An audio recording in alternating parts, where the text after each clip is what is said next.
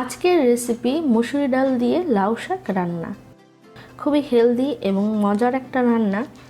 ডাল দিয়ে শাক রান্নার এই রেসিপি ভাতের সাথে হলে আর কিছুই লাগবে না। আশা করছি রেসিপিটি আপনাদের কাছে ভালো লাগবে। চলে যাচ্ছি তাহলে মূল রেসিপিতে। নিয়েছি এখানে মুসুরি ডাল এবং লাউ শাক। এখানে 1 আটি পরিমাণ লাউ শাক আমি খুব ভালো করে ধুয়ে পরিষ্কার করে কুটে নিয়েছি।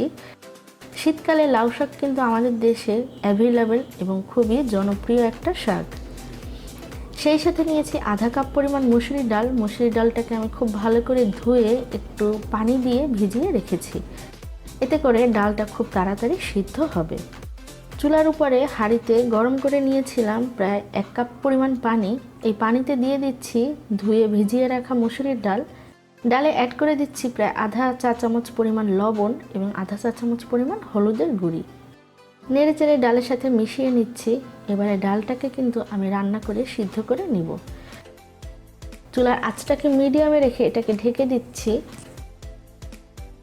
কিছুক্ষণ পরে ডালের ঢাকনা উঠিয়ে একবার নেড়ে চেড়ে মিশিয়ে নিচ্ছি।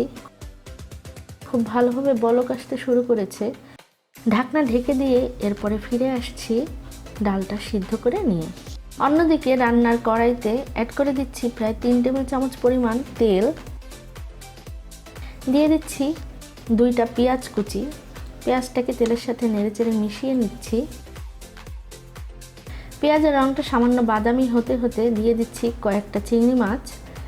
আমি 2-3টা চিংড়ি মাছ এরকম ছোট ছোট করে কেটে নিয়েছি। চিংড়ি মাছে অ্যাড করে নিয়েছি সামান্য পরিমাণ লবণ। মাছটাকে পেঁয়াজ এবং তেলের সাথে নেড়েচেড়ে মিশিয়ে নিচ্ছি।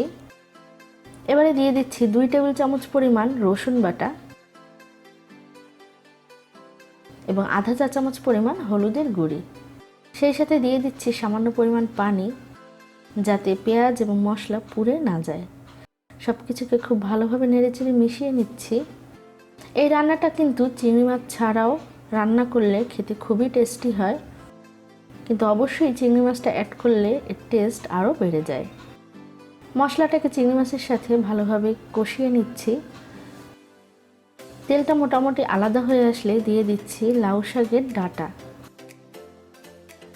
ডাঁটাটাকে দিয়ে আমি মাছের সাথে ভালোভাবে নেড়ে মিশিয়ে নিচ্ছি। অ্যাড করছি সামান্য পরিমাণ পানি, কারণ এই ডাঁটাটা আমি আগে একটু সিদ্ধ করে নেব।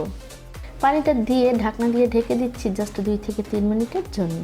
2 থেকে 3 মিনিট পরে ঢাকনা উঠিয়ে নিলাম আর এই ডাঁটাটাকে একবার নেড়েচেড়ে মিশিয়ে নিচ্ছি। এবারে এখানে দিয়ে দিচ্ছি ধুয়ে কুটিয়ে রাখা লাউ শাক।